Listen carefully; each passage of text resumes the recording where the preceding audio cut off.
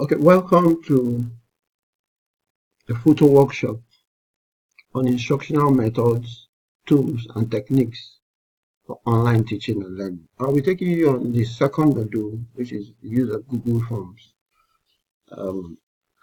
We'll be taking a quick tour of Google Forms, and we'll see how we can use Google Forms to achieve a few things that will improve our learning. This is something we're doing as a takeoff as we begin to prepare for the FUTO full online e-learning platform. We want to use this as a startup point. Very quickly, we have a very basic learning outcome. This video is going to be divided into 3 or 4. The first one is going to be taking us through the introductory part of how to create our forms and so on.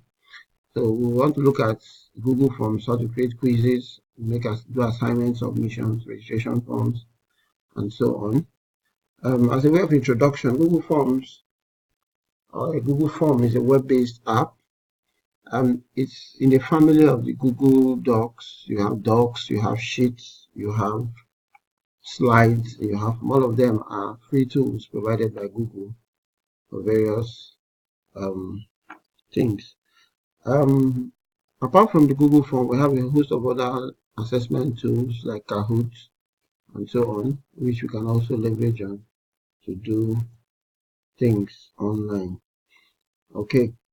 To start up, we have some requirements. You need to have a Google account. If you don't have one, you just do that quickly. It's free. From there, we can navigate to the Google Drive and our Google Forms seamlessly.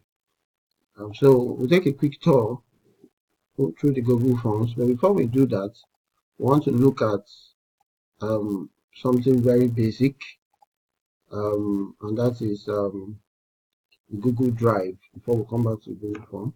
So if you are with the computer, you can just quickly open the Google email, your Gmail account, log into your Gmail account. You send something like this, and from your Gmail account, you can actually, I'm sorry about that, from your Gmail account, you can quickly navigate to the Google Drive. That's the icon there, the Drive icon. You have your Google Drive environment, and you see all your files there. I'll just take you through a quick of how because the forms actually submit to the Google Drive, so you need to understand how the Google Drive works. So this is the Google Drive. You can upload folders, you can upload files, you can upload anything you have on your computer to save it. Google gives you free 15 gig at the first instance. You can upgrade, pay some money, and get more storage space. Okay, moving forward, we can click the new button. You can click and create a new folder. You can upload a file into a particular folder on the baseline Google Drive environment, or you upload a complete folder from your computer. So we just do a quick creation of a folder. Let's just say new folder, new folder 1, and click create, and we've created a new folder. So you see the new folder 1 there. You can open it, double clicking on it. Then you can add files to it if you so desire. So you can click on, you can drag and drop seamlessly. So if you have a file in your computer, you can just drag it and drop it onto that folder created.